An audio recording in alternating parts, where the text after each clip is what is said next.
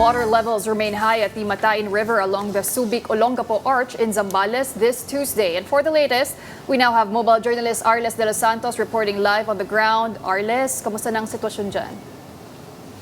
Yes, nandito nga tayo ngayon sa Subic, Olongapo dito sa Zambales kung saan ngayon ay nananatiling walang pasok ang mga privado at pampublikong paaralan. At particularly, ngayong araw nandito tayo sa may Subic Freeport Zone kung saan itong kanang bahagi ng kalsada ay nananatiling may kaunti pa rin na tubig baha. Kaiba pa yan doon sa mga komunidad na nakaranas ng mga pagbaha kahapon bunsod ng walang patid na pag-ulan habang ang Matayin River Pulin ay nananatiling mataas ang level matapos nga itong umapaw kahapon. At yung mga komunidad na kalapit dito ay putik ang sumulubong kaninang umaga kaya naman kanya-kanyang pala sila para nga maalis itong mga putik na ito at makalakad at makatungo sila sa kanilang paroroonan sa kanilang mga komunidad nang walang anumang aberya. At kanina Pulin ay tinanong natin kung ano nga ba yung kanilang mga diskarte pagdating dito sa ganitong panahon ng habagat.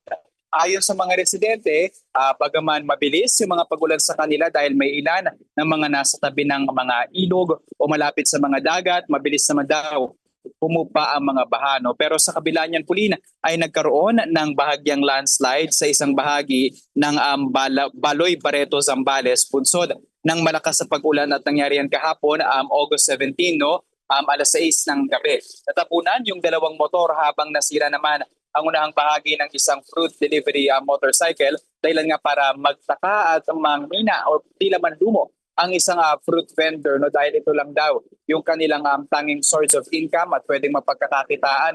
Kaya sa ngayon hindi raw pa nila sigurado kung paano didiskarte kayong hindi raw ito yung unang beses na gumuho itong bahagi na ito ng Baloy Barreto Highway. Noong mga nakaraang taon daw, parang 2019, bagyang gumuho na rin daw ito. Pero ngayon nga, na pati yung wall sa gilid or malapit sa mismong pinagtatayuan ng kanilang stall ay bumigay na. Ang gagawin daw nila ngayon baka maglibot-libot na lamang muna sila para makabenta ng natitira nilang mga produkto at kung maaari, hindi na nga sila bumalik doon. Pero syempre sa ngayon, pansamantalang remedyo pa lamang daw yan, pero susubukan pa rin nila na makatawid ng kanilang mga pang-araw-araw.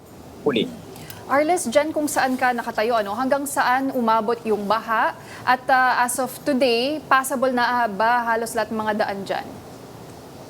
Sa ngayon Pulin dito sa Subic Bay Freeport Zone, dito naman so far yung pinaka-gutter doon sa kabila, yung pinakamababa, pakita natin. Ito kapag dumadaan yung mga sasakyan dito sa bahagi na yan, hindi naman ganoon kataas yung tubig baha, pero yung kabilang lane lamang yung may nananatili pa na tubig.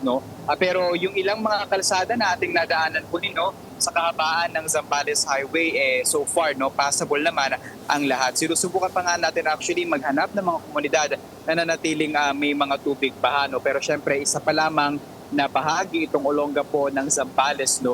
Bibisitahin din natin yung Santa Fe, yung Batoon or yung other parts doon sa may Diwa, maging yung San Felipe, Santa Fe dahil doon nakaranas din ng ilang mga pagbaha. Habang kahapon po rin nakalimutan natin banggitin kanina na nagkaroon din ng bahagyang pagkabuwal, yung tinatawag nga doon na retaining wall sa kahabaan ng pagitan ng Barangay Cabalan at Old Cabalan kung saan dahil nga daw sa patuloy na pag-ulan kahapon at maraming tubig ang bumagsak sa lupa, lumampot daw yung pundasyon nito dahilan nga para bumigay yung kalsada at isarado ito pansamantala.